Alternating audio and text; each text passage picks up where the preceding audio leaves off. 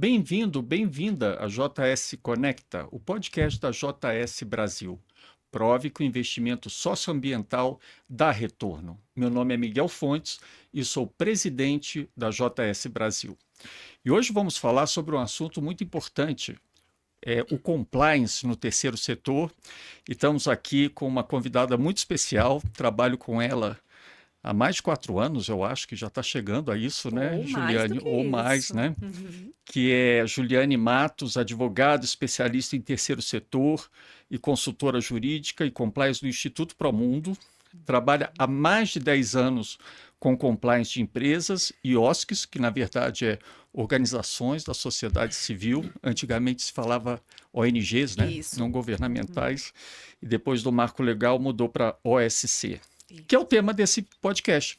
Então, Juliane, muito bem-vinda. E a gente Muito queria saber um obrigada. pouco também nesse início do seu histórico profissional, por que você escolheu um tema tão Uhum. difícil como esse do compliance? Então, primeiramente, muito obrigada. É uma grande satisfação estar aqui. Recebi com muita alegria o convite. Falando um pouco, então, da minha trajetória profissional em compliance. Eu descobri o compliance em 2017, mais ou menos. Na época, eu atuava em uma organização sem finalidade lucrativa, uma associação, com o jurídico, e muito ali na linha de frente dessa resolução de conflitos, né, de problemas nessa associação. E começou ali na época a me gerar um incômodo de esse problema poderia ter sido evitado, por que não foi, né? Então, por que que os problemas ocorrem e as pessoas só querem resolver depois que Isso nessa aconteceram? organização. Isso nessa organização. Terceiro Então, setor. comecei a ter esse questionamento. Na época não se falava tanto em compliance, não, a gente não ouvia tanto esse termo. E aí, então, nessa mesma época, eu fui designada para atuar em uma outra área, que é a área de relações governamentais, então, muita articulação com o poder público, com outras instituições. E nesse contato com essa outra esfera, eu comecei a entender e verificar que as pessoas começavam a falar ali de gestão de riscos, né? Então, foi quando eu quis entender mais sobre isso e descobrir o compliance, né? Juliane, você, quando iniciou com essa organização, foi antes de uma pós-graduação em compliance ou Foi foi depois? antes, Foi foi antes ainda, antes. né? Aí você viu a necessidade de Isso, especializar. foi, exatamente. Então, foi quando eu comecei a entender esse movimento, o que as instituições estavam fazendo, foi que eu comecei a ir atrás, né? Tanto de pessoas que trabalhavam com isso, como especializações, né? Para poder, de fato, seguir nesse trabalho. Juliane, e me diz uma coisa, compliance, né? Uma expressão em inglês, parece essas coisas que vêm, né? Marketing e tudo, né? Sim. O que quer dizer esse negócio chamado? O que quer O, dizer? o Qual grande, é o nome em português que a o gente pode grande colocar, né? desafio, né? Compliance está muito envolvido da parte de governança do ESG, que hoje em dia fala, né? Exato, exato, né? Então, compliance a gente chama também de normas de conformidade, né? Colocar em Ah, legal. Interessante. conformidade aquela instituição ou empresa, aquela atuação, né? Então, adequar as normas de conformidade. Isso é o que significa o compliance. Ah, entendi. Ah, mas você mencionou também gestão de risco, Gestão de ela risco. também pode ser traduzida como gestão de risco ou a gestão de risco é uma parte A desse, gestão desse de risco é uma compliance? parte. Tá. Então, a gente coloca que o compliance ele é desenvolvido em etapas, né? E aí, uma das etapas é justamente a gestão dos riscos, tá? E o É um que dos que te pilares. motivou a entrar nessa área, assim? Foi alguma coisa realmente que foi encaixando no momento atual? Foi talvez uma oportunidade que você teve no terceiro setor e você viu essa necessidade? Ou isso já vem um pouco nos seus estudos de direito, quando você fez a graduação? Não, não veio dos meus estudos. Eu descobri com a vida profissional depois. Então, na minha época de graduação, não se falava. Na verdade, a graduação foi muito, muito engessada, né? Não abria para essa esfera de outras atuações, muito menos de compliance, gestão de riscos. Então, na minha vida profissional, ali no encaminhamento que eu fui tendo, foi que eu fui descobrindo e me interessei muito. Hoje é uma área que eu amo, adoro atuar justamente com essa prevenção, né? Então, esse olhar de prevenção, como a gente pode mitigar riscos. E aí, a partir disso, então, foi que eu entrei numa pós-graduação na UNB. Também fiz uma pós-graduação no UniCeub, ambas ali em compliance e relações governamentais. E aí foi quando E eu qual é o fui me momento encaminhando. marcante assim de usar essas ferramentas de compliance na sua carreira? Assim, o que que você achou Olha, que é um momento, assim, uma ferramenta também que você achou que é fundamental? Ou alguma mudança que você percebeu naquilo que você desempenhou nesses anos?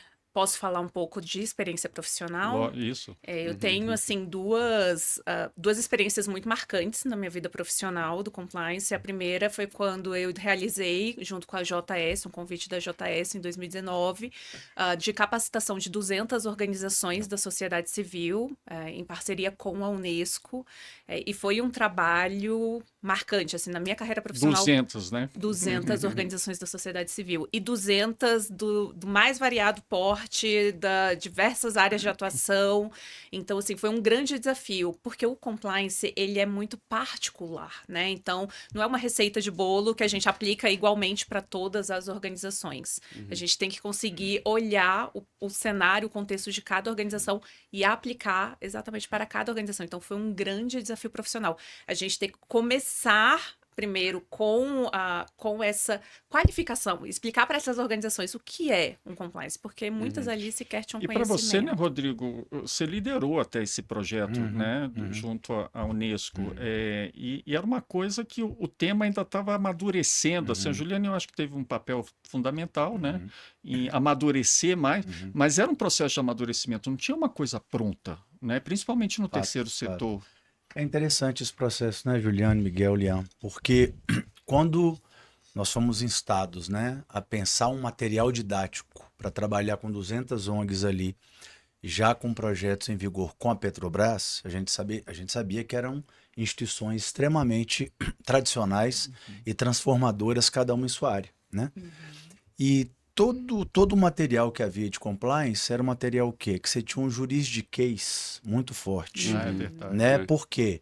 Vinculado ao papel do advogado, da advogada, né?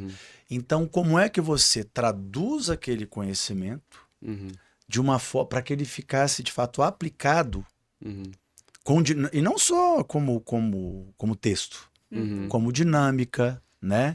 Como possibilidade de debate, para que você já fizesse pequenos planos de ação em compliance aplicados à realidade de cada uma dessas mais de 200 OSCs.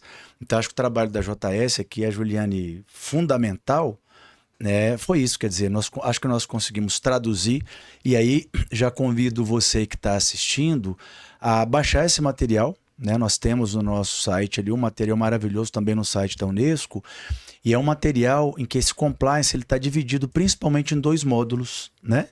Você tem um módulo de gestão de risco e você tem outro módulo, Miguel, agora...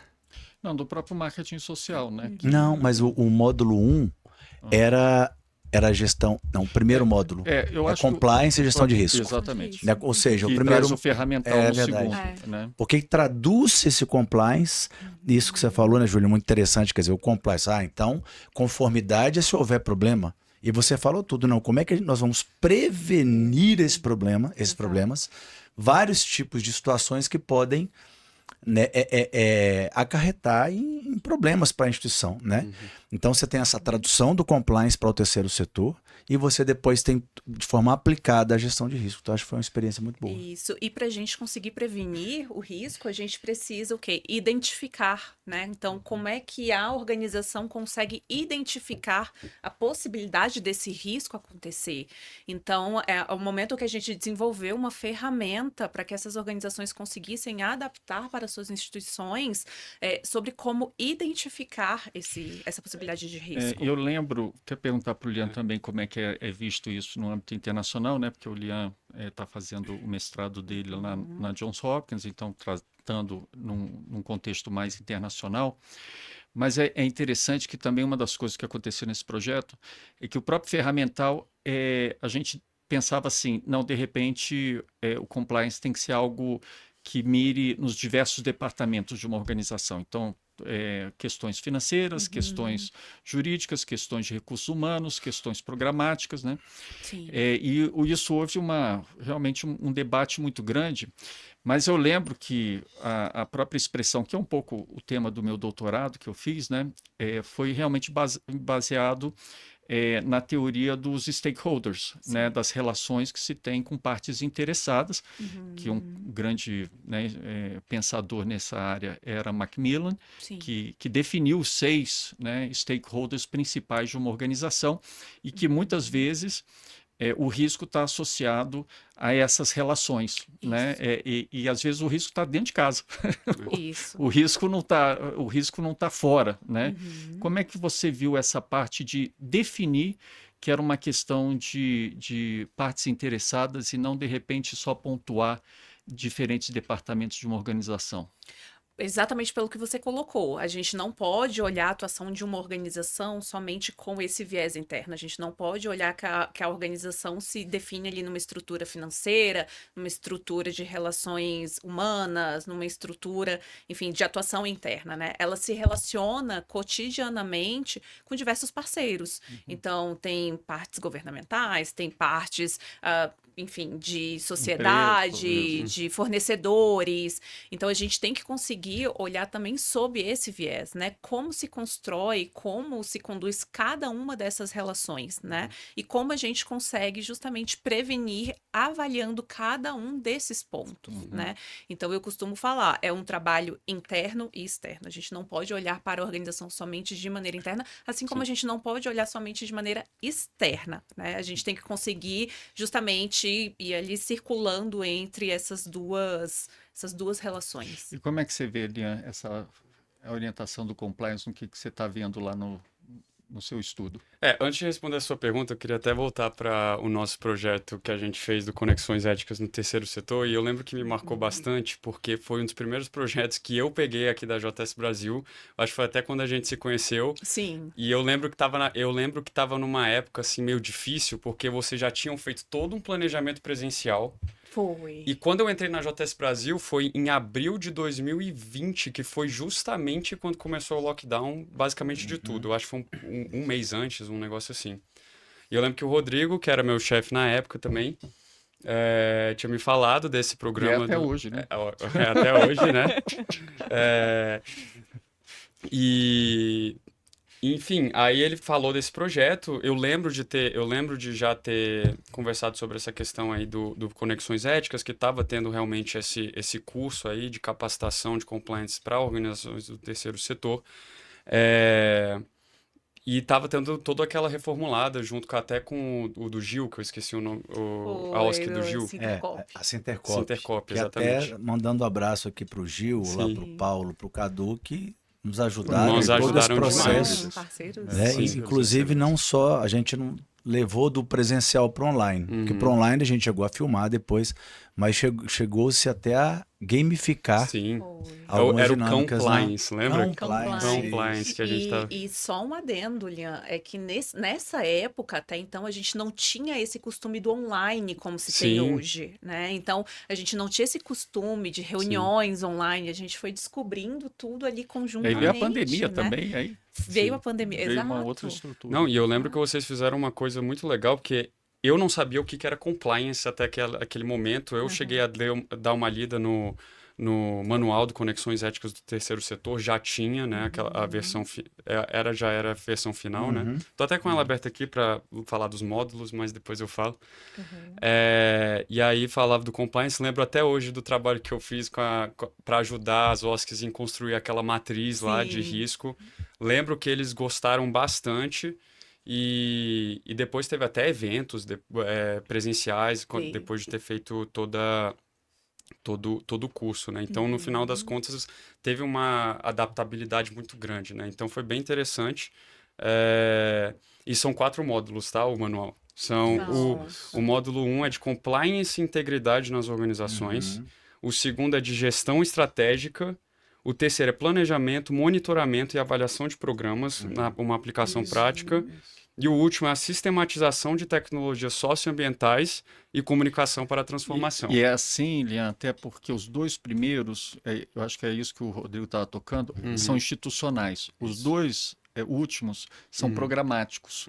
O compliance ele entrou como um componente focado no institucional. Exatamente. Né? Então, por isso que ele é bem abordado nesses 2 primeiros capítulos, né? Não, inclusive, é interessante porque isso não é um conteúdo que está explícito nessa apostila, nesse material, né? Uhum. Mas é como esse compliance, como conceito e como gestão, considerando aspectos legais, o interno e externo, mas como esse compliance, ele de fato dialoga com as quatro principais dimensões institucionais Exatamente. de capitais e recursos, né? Uhum. O financeiro, o organizacional, o social e o humano. Mano. Exato. Né? Então, quer dizer, como é que você se relaciona internamente, externamente, Uhum. preventivamente Sim. e remediando situações. Posso fazer uma pergunta? Até interessante Claro. fazer uma pergunta para você, Não, Juliano, que- que é fica à interessante. De alguma situação, quando a gente foi para o gamificado, para o compliance, né? Uhum. Você lembra de alguma situação mais assim diferente que você falou, meu Deus, que quer dizer que a coisa parece que vai que não vai, ou que tenha te surpreendido? Porque dificultou muito a relação, né? De formação e acompanhamento prático daqueles planos de ação, né? Em compliance que foram estabelecidos. Eu lembro muito da questão dos grupos. A gente teve, então, que, por meio do WhatsApp, adaptar toda a Isso. metodologia para repassar ali por meio de grupos, Por né? causa da Então, a gente, pandemia também, né? por conta da pandemia. Então, na verdade, a ideia inicial era que a gente desenvolvesse, aliás, até voltando um pouco antes, né? Então, só para entender como foi estruturado. A primeira etapa foi ali como se fosse uma espécie de uma capacitação, que era presencial. Então, foi quando a gente veio trabalhando cada módulo da apostila, e aí depois a segunda etapa era que a gente trabalhasse com cada organização, a construção ali de uma matriz de risco adaptada para a Que era o organização. ferramental, né? A Que era o matriz de risco. ferramental. Então, nessa etapa do ferramental, foi quando veio a pandemia e a gente não teve mais como fazer esse trabalho de maneira presencial. A gente teve que adaptar para o remoto. E aí, a gente, então, se utilizou ali do WhatsApp. A gente veio criando grupos no WhatsApp com cada organização para poder levar ali cada atividade a ser trabalhada, ficar à disposição para tirar dúvidas. E aí, também trabalhar a matriz de risco. Mas isso tudo de uma maneira muito leve, como o Rodrigo colocou. A gente não poderia trabalhar ali, a gente não teria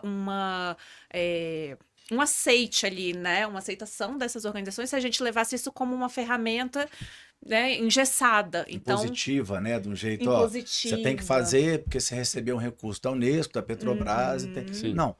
De que forma, né, esse instrumento ele poderia ser de fato internalizado de uma maneira bacana? Falar, olha, esse instrumento realmente a gente reconhece que ele é bom para E nós. até para sustentabilidade da própria empresa, né? Exatamente, da Sim, própria sim. Agora, instituição. o ouvinte deve estar se perguntando, vocês falaram em compliance. Compliance. O que é esse compliance? O que é um cão, né? Assim, agora tem que explicar. eu não achei pode- genial falar, na Gil? época. Pode eu- explicar, pode Pode explicar. Não, o compliance aqui, né, Gil, lá da Sintercoop, a ideia foi o seguinte: todos nós estávamos capacitando, né, colaboradoras dessas instituições no Brasil inteiro. Então, como é que a gente poderia fazer isso de uma forma leve? Então, cada um passou a ter um personagem. Então, por exemplo, eu estou falando aqui agora, oi, tudo bem? A gente vai falar hoje sobre gestão nas organizações. Na verdade, aparecia o rostinho de um cachorro com um personagem. Então, a Juliane, ela tinha, né, era uma cachorrinha personagem, eu, o Lian, o Gil, todo mundo tinha. E isso facilitava, porque você também tinha os cards, você tinha que cumprir as Era missões. quase um cão guia, uma Isso, forma isso, lúdica você de guiava trabalhar. tudo até concluir aquela matriz, que depois a gente até acho que vai até aprofundar sobre isso, né? Mas para que você conseguisse fazer isso com a equipe de uma maneira mais leve. É. Eu queria voltar para o assunto que você perguntou para mim Eu ia sobre a tratar. questão mais internacional, né? Só dando uma contextualizada, né? Eu entrei nesse meu mestrado porque é em relações internacionais e eles te dão 5 áreas para você focar, né? Para você virar especialista naquela área. Então você tem que, só para dar contextualizada, você tem que fazer pelo menos 3 matérias daquele grupo para você já ser considerado isso. Eu comecei com desenvolvimento, sustentabilidade e sociedade. Hoje eu já estou tendendo mais para um lado de economia e finanças internacional, mas eu posso escolher, porque eu já fiz agora 3 de economia internacional e financeira e de desenvolvimento. Mas o que eu acho engraçado, né, ainda não tô respondendo sua pergunta, mas, né, é que a economia economia e finanças internacionais, os custos estão muito atrelados junto com a questão da sustentabilidade. Tanto que, quando eu pego muitas das que eu peguei, é uma e a outra ao mesmo tempo. Eu posso escolher. Então, isso é bem interessante. E uma que me chamou bastante atenção foi uma matéria que eu peguei agora esse semestre, que é de Project Finance, que é de projetos financeiros. Mais de grandes infraestruturas, né? Eu acho que quem sabe aí sobre finanças sabe muito bem do que eu estou falando, acredito que vocês também. Aqui no Brasil está crescendo bastante, principalmente com empresas de engenharia, e dentro desses projetos de infraestrutura, tem o que eles chamam de Special Purpose Vehicles, né? Que em português seria o quê? Veículo de propósitos especiais. O que é isso? É um conjunto de stakeholders, no caso, por exemplo, o governo, uma empresa de engenharia que vai operar, fazer a construção daquele projeto de infraestrutura, tem as pessoas que fornecem a dívida para financiar aquele projeto, tem toda uma gama de stakeholders. E eu lembro que teve uma aula em específico lá, que era a gente só analisando o contrato desses que eles chamam de o SPV, né? Os Veículos de Propósitos Especiais, SPS, se você puder querer falar em português. Então, é engraçado que tem toda essa questão aí de compliance, como que você vai agir. E eu lembro que meu professor, ele sempre reiterava isso. Tem que deixar muito bem escrito tudo para que não ocorra nenhum risco, para que o risco não seja pior para a empresa, pior para os stakeholders, né? Essas externalidades aí. E eu acho engraçado uma coisa que chamou a atenção, que ele falou bastante também, é que dentro desses contratos, era um contrato, sei lá, 80, 100 páginas, e dessas 80 e 100 páginas, eu achei engraçado que só 40 era de definição de termos dentro daquele contrato, porque tinha que estar muito bem explícito aquilo. Que interessante. Eu achei, tanto que eu lembro até que ele tinha falado, o que chama atenção aqui no índice desse contrato? Aí todo mundo falava, isso. Aí chegou um aluno e falou, por que o glossário tem 40 páginas? Ocupa quase metade. Aí ele falou, era isso que eu queria chegar. Porque realmente todos os termos precisam, porque às vezes um termo lá tem uma definição, só que para aquele contrato, essa definição muda um pouco. Então, a pessoa tem que entender e tem que estar tudo bem escrito. Mas isso eu estou falando para o ramo mais privado, público, governamental, né? E não se fala muito ainda nessa área de setor de OSCs, né? Porque isso envolve muito a questão da governança, né? Dessas empresas e tudo mais. E eu acho engraçado, eu acho legal que tenha esses métodos que parecem complexos, mas não precisam ser complexos. Isso é uma coisa que eu gosto bastante do trabalho da JS Brasil, que a gente torna o complexo numa tipo, palpável, básico, né? Palpável, para as pessoas entenderem, né? E dentro do terceiro setor, sim, a gente viu no Conexões Éticas. Tem um impacto dentro do compliance na sustentabilidade dessas instituições. Se tem impacto na sustentabilidade de empresas e governos, por que não teria dentro das OSCs? Mas você tocou num ponto principal que eu acho que é o problema das OSCs, né? Eu gosto muito do título desse projeto, que é Conexões Éticas, né? Porque, na verdade, nós vivemos dentro de um trabalho do terceiro setor de conexões com todo tipo de outras organizações parceiras, financiadores, nós temos os prestadores de serviço, pode ser o governo, nós temos que dar uma satisfação também para a sociedade, né? Tem os associados, tem os conselhos, quer dizer, é complexo, né? Só que na área social a gente vê muito amadorismo, é a palavra, mas disfarçado de nós somos muito humanos, então a gente tem que confiar, confiança e tal. E eu acho o seguinte, conexões éticas, como esclarecer essas conexões, não é porque eu estou desconfiando de você, é porque a gente precisa ter realmente uma postura ética um com o outro, né? Então, eu gosto de dizer assim, tem muita gente que fala assim, eu só assino contrato com quem eu desconfio, porque quem eu confio é no fio do bigode. Eu sou o contrário, eu só assino contrato com quem eu confio. A pessoa que eu mais confio na minha vida, eu assinei um grande contrato, que foi a Cláudia, um contrato de casamento. A gente não fez o contrato de casamento de falar, e ali está tudo, né? Comunhão parcial de bens, né? E tem toda uma legislação para isso. E eu assinei esse contrato porque eu tenho uma confiança nela irrestrita. né? Então, Juliane, é interessante que o Leandro trouxe essa coisa do setor privado, porque a gente sabe que muita falta de ética do setor privado acabou quebrando muitas empresas, destruindo empresas. E no terceiro setor, eu posso falar por experiência de quase 40 anos na área social, né? Eu poderia dizer que a grande maioria das OSCs, né, que hoje chamamos de OSC, elas se perderam por questões éticas, né, em função dessa flexibilidade naquilo que deve ser contratado, daquilo que tem que ser definido como uma premissa ética de uma relação. Então, a gente sabe que tem muita vaidade, lideranças que querem estar acima das organizações. Então, conexões éticas e essa abordagem de stakeholders sempre me chamou a atenção, porque é nisso que está o risco mesmo, né? Por mais que a gente tenha uma boa intenção no começo, se esses contratos, se essa relação não está muito clara, isso pode criar qualquer entendimento de uma pessoa e dizer, não, eu estou sendo ético, a organização que não está sendo ética comigo, e criar coisas completamente alucinadas, né? Como é que você vê isso, Juliane? Primeiro eu quero complementar uma fala do Lian, que esse ponto muito interessante, algo que eu verifico muito no meu dia a dia, na minha atuação, na questão de contratos, que o primeiro passo para a gente construir bons contratos é justamente identificar os riscos daquela relação.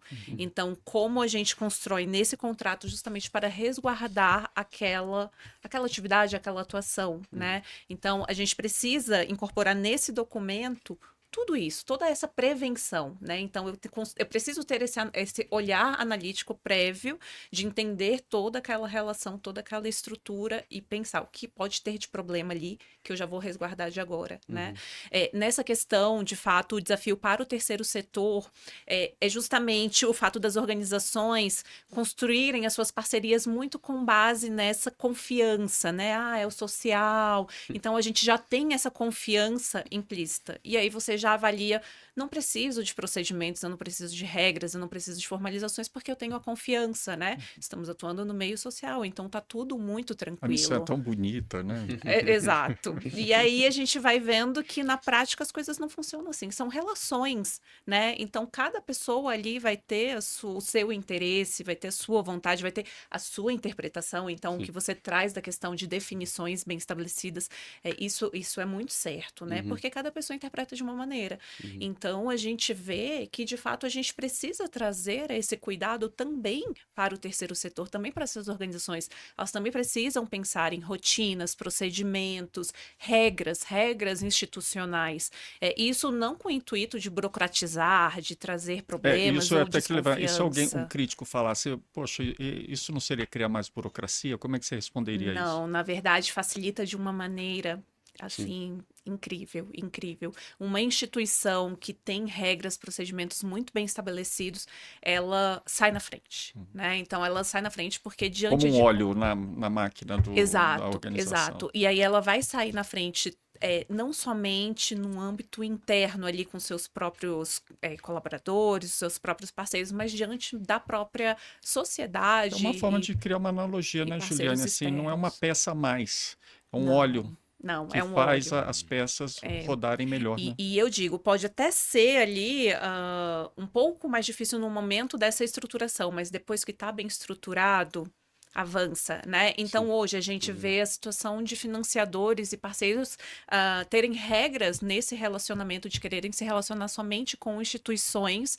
que já tenham procedimentos e normas. Então, é muito comum hoje a gente verificar editais ou parceiros pedirem, eu quero verificar o seu código de ética, o manual de conduta, como está estruturado o seu estatuto, como é que é a sua governança, quais são os seus procedimentos.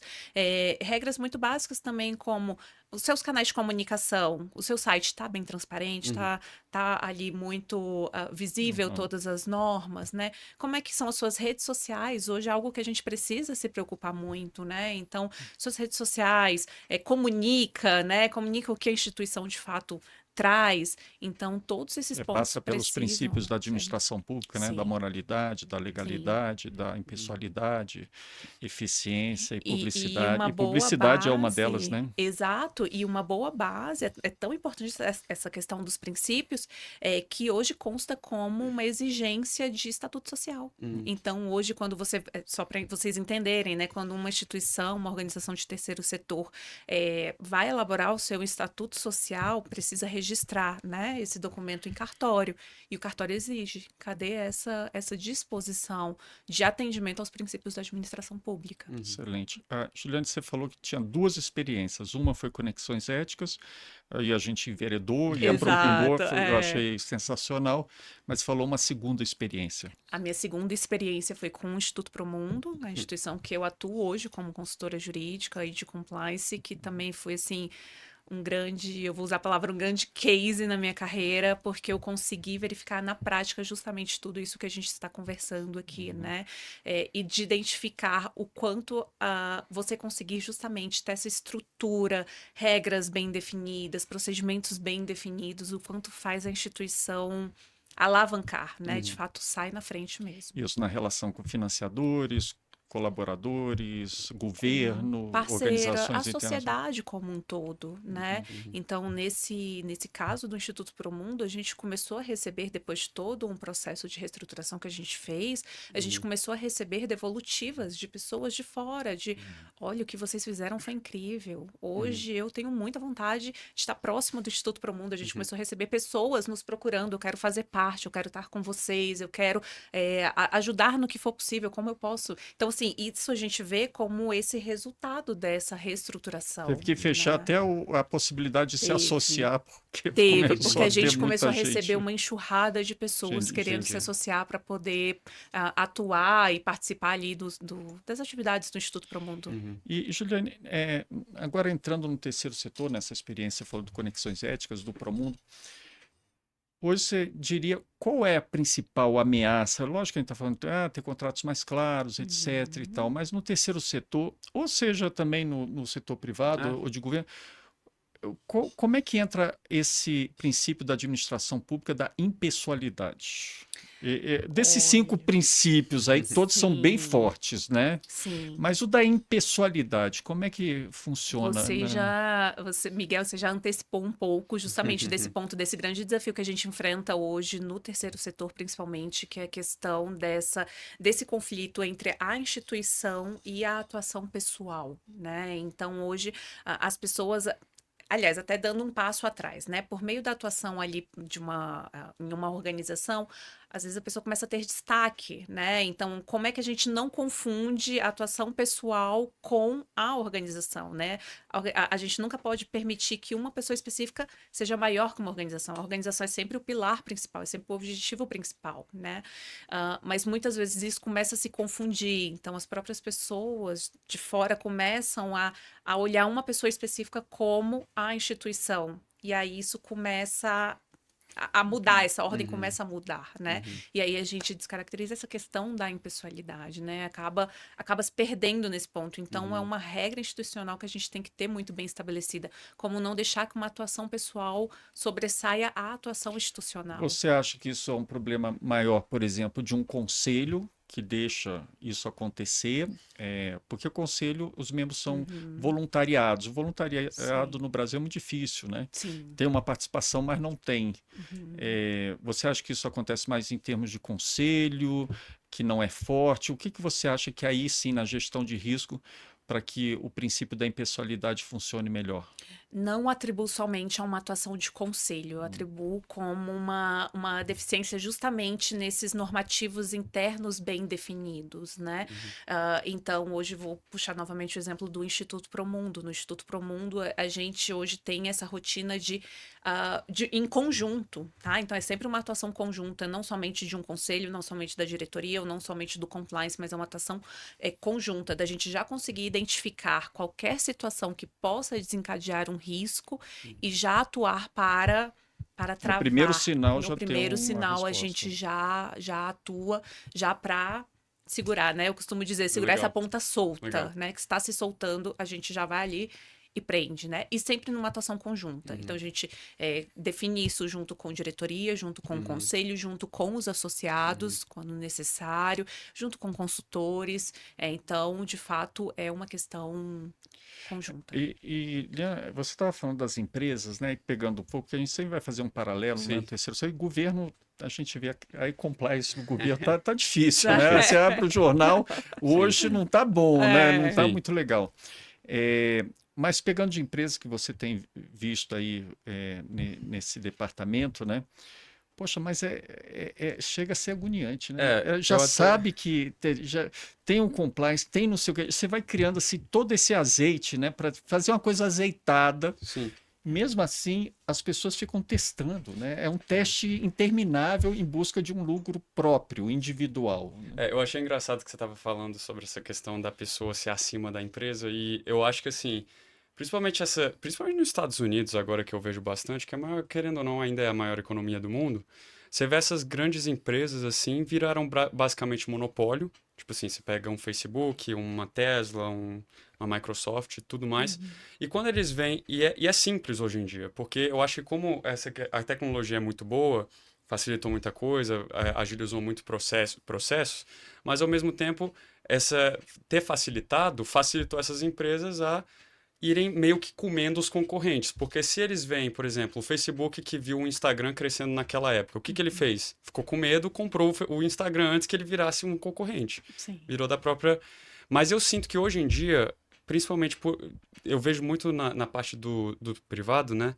Desses monopólios, esses grandes CEOs, eles são basicamente, às vezes, até maior que a empresa. Você vê o Facebook, você já pensa, Mark Zuckerberg, ele tem, no papel, acho que ele tem mais de 50% das ações do Facebook, então ele é basicamente o ditador do Facebook, tudo que ele definir, o voto é dele. Então, assim, se ele tem 51%, a maioria já é ele. Então, ele é que decide tudo. E você vê os escândalos que o Facebook tem, as questões, ele foge de todos os parâmetros de compliance que tem, né? Isso não só nos Estados Unidos, mas nos outros países que eles atuam também. Os Estados Unidos mudou muito, né, Lian? Antes você tinha, uns anos atrás, você tinha um pouco mais de padrões, digamos, éticos a serem seguidos, né? E aí quando você vai, por exemplo, numa Europa, você tem muito mais padrões, muito mais compliance, né? Inclusive essas empresas têm sofrido processos vultosos lá na Europa. E aqui na América do Sul a sensação é que a gente não sabe assim, o que é. É mais para os Estados Unidos, é mais para a Europa. O negócio é que ainda mais hoje em dia, como está a política dos Estados Unidos hoje em dia, o negócio é isso. Eles vão incentivar essas pessoas a irem além, testando, passando de todos os limites. Né? Mas um case, por exemplo, que a gente tem extraordinário, e lógico que estamos na época aí de campeonato intercontinental, mas que compliance salvou e trouxe um upgrade violento é o Flamengo. Né? O compliance se tornou uma prática para o Flamengo. Aí todo mundo vai falar, não, mas tem muita coisa errada. Tem muita coisa errada, aconteceu coisas horríveis, etc. e tal. Mas existe sim um compromisso de tentar fazer um compliance acontecer ali. E a gente vê outros times que não acontece isso, é só fazer, tem, não tem. Tem, resolveu todos os problemas de conexões éticas? Não, claramente não. Mas a sustentabilidade financeira, né, a sustentabilidade da própria prática, né, do futebol, do envolvimento com a torcida com aquele momento, ela muda completamente a característica. Exato. Né? E até acrescento 2 pontos nesse exemplo que você trouxe, Miguel, do Flamengo. Primeiro, o quanto que o compliance se aplica a todas as esferas e instituições. Então, assim, a tudo o compliance se aplica.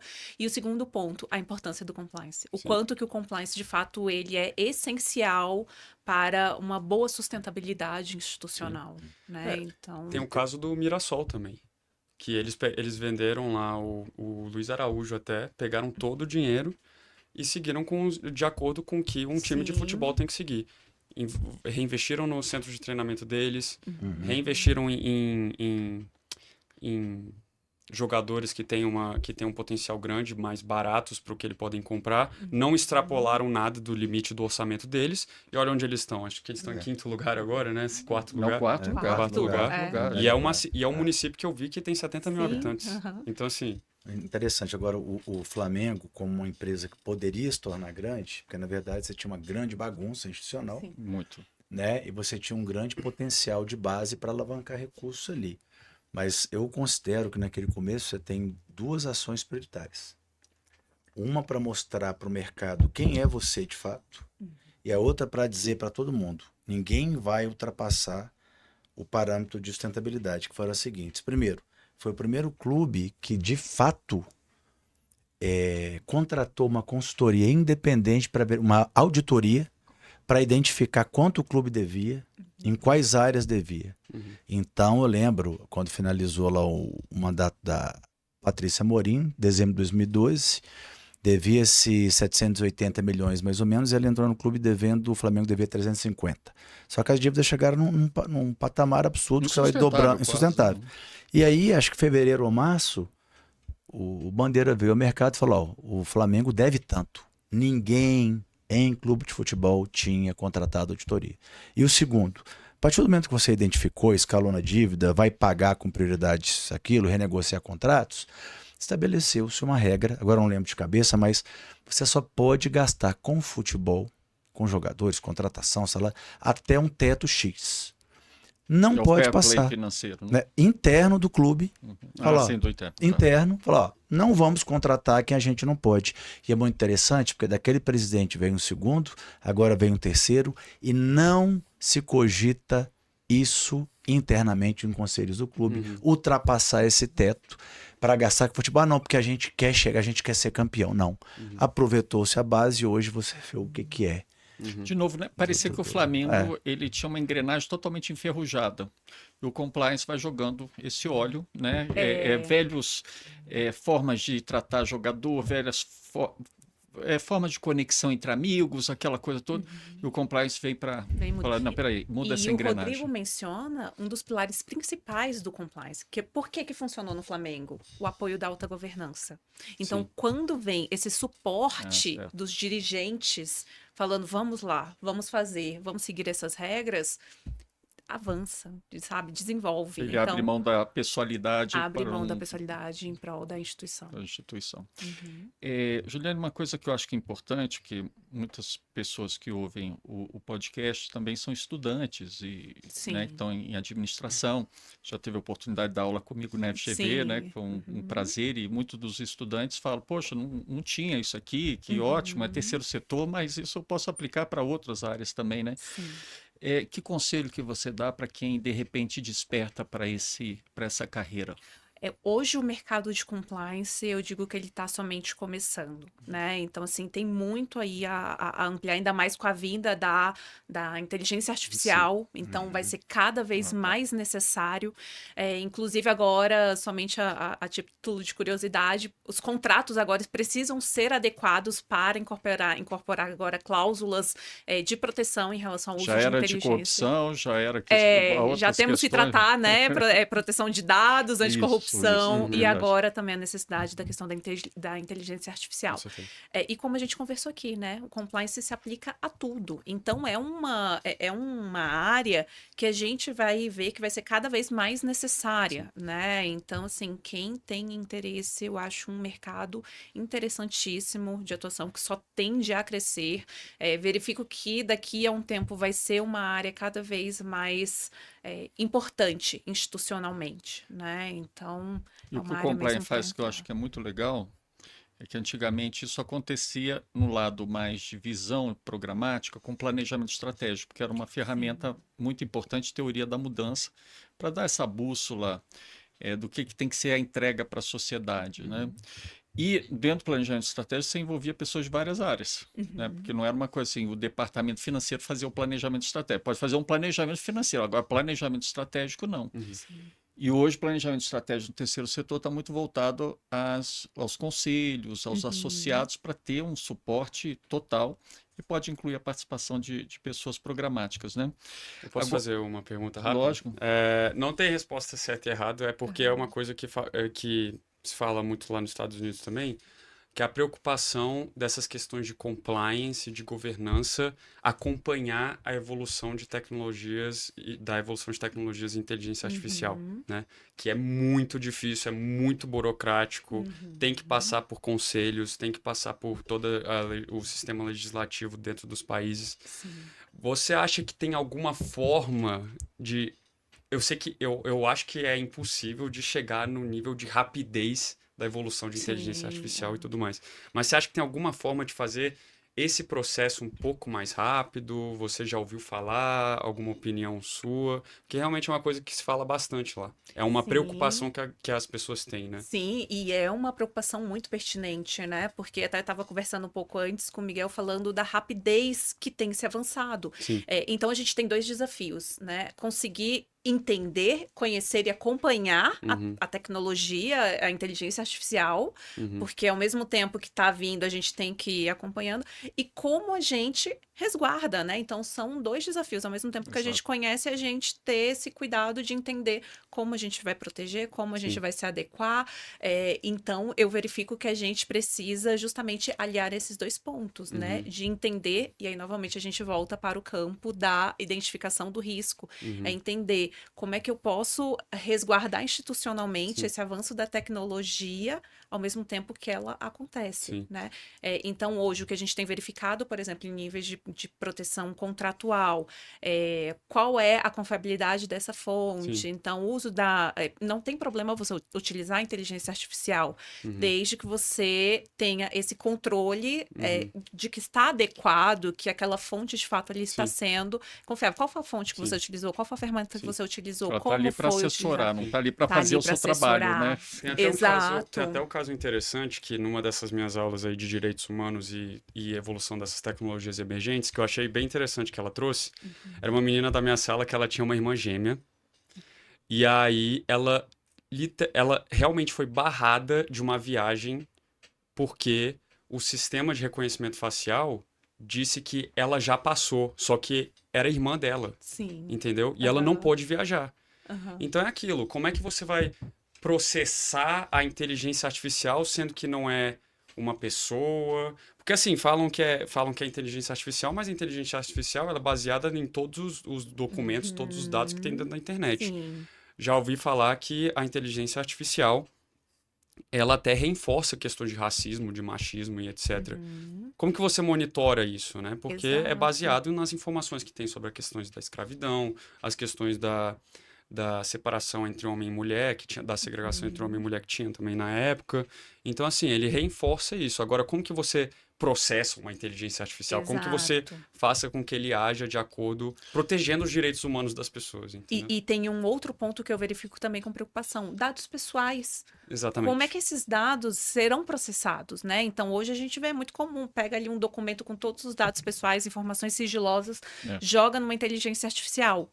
O que vai acontecer com Sim. isso, né? Daqui a pouco, provavelmente, Exato. aliás, acredito que já esteja acontecendo, né? Essa troca, né, de dados ali que vão para a inteligência artificial com questão de publicidade. Então, assim... Eu posso só dar um último exemplo. Lógico. É porque agora eu tô lembrando... Animou. Eu animei aqui. Eu lembro, você já viu aquele filme com Tom Hanks, Sully? Que é que ele para no Rio Hudson, lá de Nova York, que acabou não morrendo ninguém. Ah, que sim, deu problema e tal. sim. Isso foi até um debate também interessante que a gente teve, porque teve a questão dos pássaros lá, né, que foi e perdeu o motor. A central lá do aeroporto estava falando para o piloto que dava sim para ele ter pousado no avião por conta da inteligência artificial que eles tinham.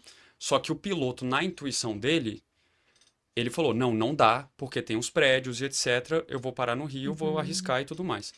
No filme mostra que ele foi processado depois porque ele não ouviu a central. Só que a central estava baseando na inteligência artificial. Sim. Só que a questão é essa, acabou ninguém morrendo. E ele fez a escolha certa. E a inteligência artificial, ela não, eu acho ainda que ela não consegue pensar nas externalidades que pode ter. Então, acho que para a inteligência artificial, não sabia da existência de prédios que ele podia bater, porque ele estava Sim. muito baixo também. Ele podia até, se não tivesse prédio, conseguido. Mas Nova York é cheio de prédio.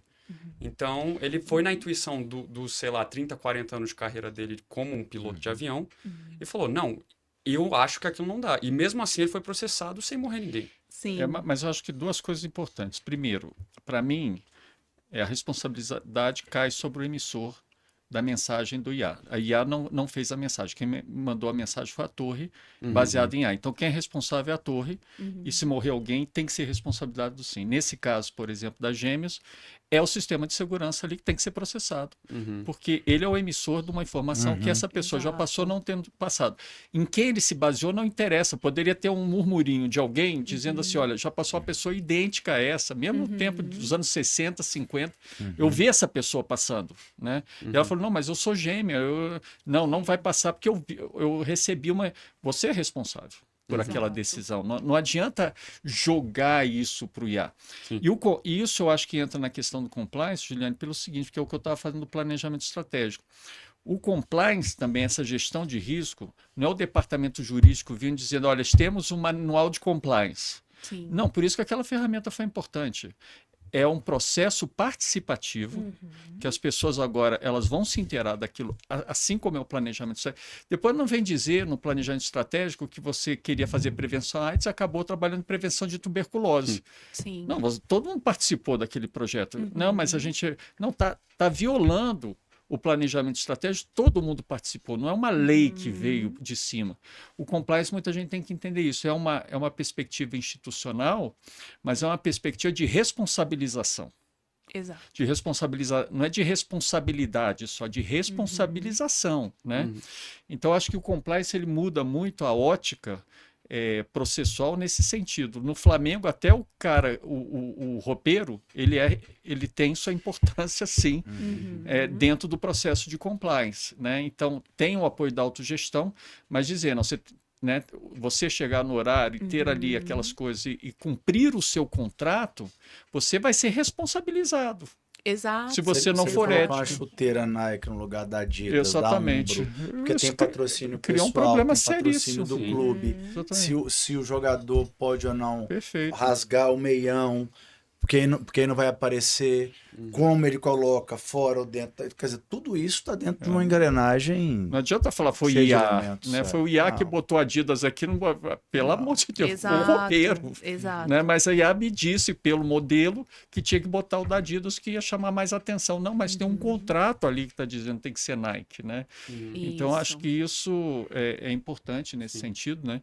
Porque a responsabilização de compliance ela é essencial, assim como o planejamento estratégico. E esse é um ponto essencial para que o compliance tenha aderência institucional, é justamente essa múltipla colaboração e aderência, né? Então, não se aplica somente a uma esfera X ou Y, se aplica de maneira igualitária a todos. Eu faço um trabalho acadêmico que o IAC fez. Eu sou responsável por aquele trabalho acadêmico. Exato, exato. Né? Ou eu reviso, crio uma noção, crio um negócio, entende?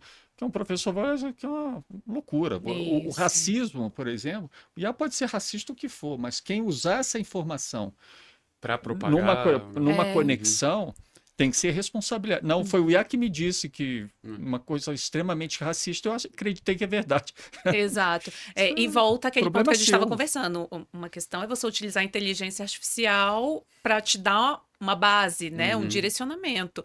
Mas é sua decisão, a forma como você vai utilizar, a forma como você vai propagar, né? Que é o princípio da moralidade. Exato. A moralidade, assim, eu sou responsável por aquilo que eu tomo como decisão, aquilo que se eu recebo informação de tudo. Pode receber de 5 grandes especialistas uma informação totalmente alucinada. Eu culpar os 5 não adianta. Exato. Né? Eu sou o culpado. Né? Não tem como você passar panos quentes nessa parte. Juliane, estamos chegando ao fim, eu acho que era um tema aqui que a gente pode ficar muito, né? Quando a gente fala de futebol também, a gente tem tantos exemplos, mas no terceiro setor, cada vez mais exemplos também, né? Sim. E é muito sofrido, né, Juliana? Eu queria até, assim, que você passasse a sua mensagem final, entendendo, eu faço quase na minha perspectiva, um apelo, né, às organizações sociais. Porque, assim, estão trabalhando com transformação social, estão trabalhando com uma série de questões que tocam todo um arcabouço de sustentabilidade. E ainda vem gente nessa área para ferir os princípios e tudo mais. Qual é a sua mensagem? Qual é a sua perspectiva de futuro para o terceiro setor nessa área? É por isso que as instituições, as OSCs hoje precisam se conscientizar que não dá mais para seguir com atuações como ocorria há 30, 40 anos, né? Hoje a gente, de fato, teve todo esse avanço, esse desenvolvimento de normas, de procedimentos, de rotinas, e então precisa se adequar hoje para ter um relacionamento sustentável, de fato, com parceiros, com financiadores, com a sociedade, e para conseguir executar aquilo que ela se propõe, precisa hoje seguir essas regras, entre aspas, né? Esses procedimentos de conformidade. Então, eu acho que hoje a gente precisa deixar aquela questão que é só executar, desenvolver um projeto e está tudo certo. A forma como isso vai acontecer não importa, ficou para trás, né? Hoje realmente precisa olhar para a organização, tirar esse momento e olhar internamente para a organização para se adequar, né? Entender que precisa, sim, de normas, de procedimentos, de regras e de rotinas para não deixar, por exemplo, uma pessoa mal intencionada entrar. Porque hoje uma das características de uma organização é justamente essa possibilidade de entrada e saída de pessoas a todo momento, né? Então, como que a organização se previne, né? Para que uma pessoa mal intencionada ali entre, bagunça a instituição e vai embora levando, né, o que foi construído ali no decorrer de muitos anos. Juliane, muito obrigado pela sua participação Eu que aqui no agradeço. nosso JS Conecta. Esperamos tê-la aqui conosco mais vezes. Pode deixar, é só me chamar que eu venho. Então, esse foi mais um prazer. episódio do JS Conecta. Prove que o investimento socioambiental dá retorno e até um próximo episódio. Curta, comenta e compartilha. Isso aí.